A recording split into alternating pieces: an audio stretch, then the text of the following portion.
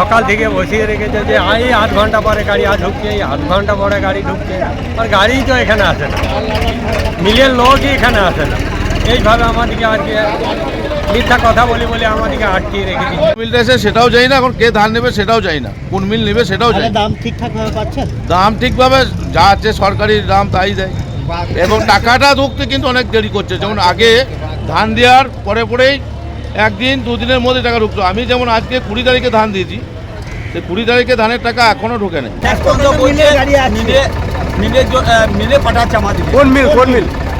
কি জানি কোন মিল তাও বলতে পারবো না। কোন মিল পাঠাচ্ছে? কারা পাঠাচ্ছে? ওই যে মিল মালিকরা আবার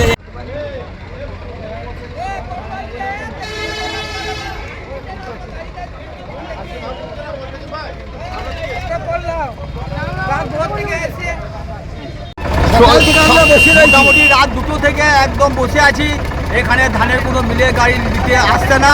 তার জন্য আমরা খুব চাষিরা খুব দুঃখের শান্তি, আমাদের খুব লল্লাটের সীমা নাই। এখানে আপনার কাছে কেউ ধান কেনেনি? হ্যাঁ, আপনাদের কাছ থেকে কেউ ধান কেনেনি? না, এখনো কিনে নেই, এখনো পর্যন্ত কিনে নেয়। আমাদেরকে শেষ পর্যন্ত বলছে মিলে পাঠাচ্ছে আমাদের। কোন মিল? কোন মিল? কি জানি কোন মিল তাও বলতে পারবো না। কোন মিল পাঠাচ্ছে? কারা পাঠাচ্ছে? ওই যে মিল মালিকরা আবার দুটো বাসটি চললো, 2টো বাজি যাচ্ছে এখনো পর্যন্ত। আপনাদের সরকারিভাবে ধান কেউ কিনছে না? সরকারি তো নিয়ম তো আছে, এই নিয়মটা ধান আর তো কিনতে পারছে না, কেউ কিনছে না। না। আপনারা এখন কি করবেন? হ্যাঁ, কি করবেন? এখন মিলে পাঠাচ্ছে, মিলে যাচ্ছি, তারপর কি হবে দেখা যায়। ধান নিবে না নিবে না এখন শেষ করা যাবে। কোথা থেকে এসছেন আপনারা? মহিদাপুর থেকে। আচ্ছা, দাম ঠিকভাবে যা আছে সরকারি দাম তাই দেয়, এবং টাকাটা ঢুকতে কিন্তু অনেক দেরি করছে। যেমন আগে ধান দেওয়ার পরে পরেই একদিন দুদিনের মধ্যে টাকা ঢুকতো। আমি যেমন আজকে 20 তারিখে ধান দিয়েছি, সেই 20 তারিখে ধানের টাকা এখনও ঢোকে না। আমি গেলাম, বললাম কথা, বললো যে ঢুকে যাবে 2-1 দিনের মধ্যে, কিন্তু ধানের টাকাটাও লেট হচ্ছে, ধান নিতেও লেট হচ্ছে। আধিকারিকরা এটা হয়তো খেয়াল নেই, আর নাই হয়তো কাজের কাজ হয়তো ভুলে গেছে। আধিকারিকদের তো দায়িত্ব এটা, আধিকারিকদের দায়িত্ব, সেই দায়িত্ব হয়তো অনেক সময় কী হয়েছে আরও এক্সট্রা দায়িত্ব কিছু চলে এসছে, এরকমও হতে পারে। মিল মালিক থেকে শনিবার দিন ওনাদের কনফার্ম করা উচিত ছিল যে আমরা এই দিনে ধান আপনাদের কিষাণ মান্ডিতে আছে। মিল মালিকরা এবার ধরুন সকালে যখন ফোন করছে, মনে করুন সকালে তো লেবার নেই, গাড়ি নেই, ওরা তো যথাযথ পাঠিয়ে দেয় অন্য জায়গায়। এবার ওরা বলছে আমরা এখন কোথায় থেকে এই এখনো পর্যন্ত বসে আছে, আমাদের চান করা নাই, খাওয়া নাই, আমরা এই বয়স্ক লোক, তাহলে এর জন্য এই অফিসাররা আমাদের তাহলে কতটা আমাদের হ্যারাসমেন্ট করাইছে। আমাদেরকে তো মানুষ বলেই ওরা মনে করে না। ধান হলো, বিক্রি হলো? বিক্রি হলো? হ্যাঁ, ধান কিনলো? না না, এখনো পর্যন্ত ধান নেয় নেই। এরপর দেখি কি করে ধানটা। কি বলছে ওরা, কি বলছে? এই তো সব বলছে মিল মালিক আসছে, নেবে নেবে, এই কথাই বলছে। আমাদেরকে সকাল থেকে বসিয়ে রেখেছে যে এই আধ ঘন্টা পরে গাড়ি ঢুকছে, এই আধ ঘন্টা পরে গাড়ি ঢুকছে, আর গাড়ি তো এখানে আসে না, মিলের লোকই এখানে আসে না। এইভাবে আমাদেরকে আর কি মিথ্যা কথা বলি বলে আমাদেরকে আটকিয়ে রেখে দিচ্ছে। ধানের টাকা ঠিকঠাক পান? হ্যাঁ, টাকাটা ঠিকঠাক পাই, তবে এখন দেরি হচ্ছে আর কি। 24 তারিখে ধান দিয়েছে, এখনো পর্যন্ত টাকা আমাদের ঢোকে নেয়। এগুলো হচ্ছে আমাদের মানে সরকারি রুল করতে আছে, 2 দিন আগে থেকে মিলকে বলা হয়। এবার মিলেদের একটা কিছু কিছু অভিযোগ আছে, আমাদের একসঙ্গে 8টা মিল ট্যাগ হয়ে থাকে, সেই মিলটার ভেতরে আমরা 3টা করে মিলে কাজ করাই।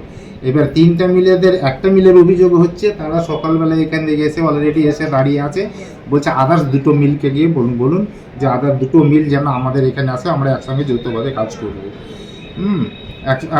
কাজ করব। এখন সেই মিলটা আসতে ওদের দেরি হয়ে যাওয়ার কারণে এই গণ্ডগোলটা, আদার্স কোনো কিছু অভিযোগ নেই। কোন কোন মিল রয়েছে এই আওতায়? এই একটা হচ্ছে ইন্দ্রজ্যোতি, একটা হচ্ছে বাবু, আর একটা হচ্ছে জয় বাবা। জয় বাবা এসে গেছে অলরেডি, ওরা সবসময় নিয়ে নেয়।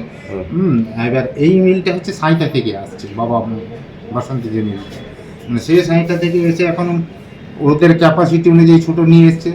এখন সেই জন্য ওরা আসছে না, ভয়ে আসছে না যে এখানে 3টা মিলকে ওনাদের মিলে ঢুকছে না, আমাদের সঙ্গে দেখাও করছে না। এর পরবর্তীতে আপনাদের কি পদক্ষেপ হবে? এর পদক্ষেপ যেমন প্রসেস চলছে সেইভাবেই চলবে। এই মিলগুলো কি আর কি আপনারা সরকারিভাবে কি আর দেবেন মিল? হ্যাঁ, নিশ্চয়ই দেবো, নিশ্চয়ই। এই ধরনের যে এই যে মানুষগুলো সকাল থেকে এসছে বা ভোরবেলা থেকে এসছে, লাইনে দাঁড়িয়েছে, কিন্তু এখনো পর্যন্ত তারা ধান বিক্রি করতে পারে না।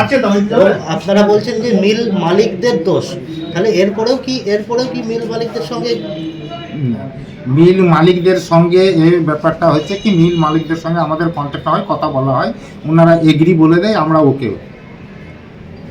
ওকে থাকি। এবার কার্যক্ষেত্রে এসে দেখা যায় যে এইরকম আসছে, মানে তখন আমাদের বাধ্য কিছু করতে হয় না, তখন আমরা ওখানে ফোন করি, মিলকেও ফোন করি, আবার আমাদের যে উপরওয়ালা যে আছে ওটাই ফুড সাপ্লাই অফিস থেকে বলি, তাদেরকে ফোন করে বলা হয়।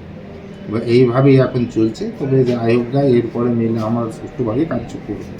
কিন্তু যে মিলগুলো আসেনি বলছেন আপনি বললেন, না, মিলগুলো আসেনি মানে কি, ওরা আসতে দেরি করেছে, এসছে, আসবে সবাই। যেটা সকাল থেকে হওয়ার কথা সেটা দুপুর। হ্যাঁ, একটু লেট হয়েছে এই মাত্র। এখন সেই জন্য এখন চাষিরা যেমন আমরা ভোর থেকে এসে বসে থাকছি, কতক্ষণে এত মিল দেরি হবে। আর আমরা তো সকাল থেকে এসে ফোনের পর ফোন, এতক্ষণ থেকে আসে না। আমাদের উপর তো সেই কাজ কমপ্লিট না হওয়া পর্যন্ত আমরা বাড়ি যেতে পারবো না। সরকারিভাবে কি কোনো ভাবে পদক্ষেপ নেওয়া যাবে এই মিলগুলোর উপরে? যে সরকারিভাবে পদক্ষেপ নিতে গেলে তো তা আপনাকে সেটা আমরা ব্যাপারটা বলতে পারবো না। সেটা যারা সরকারি আছে লোক আছে, আমাদের তো উপরওয়ালা আরও আছে, তাদের সঙ্গে কথা বললে আপনার ব্যবস্থা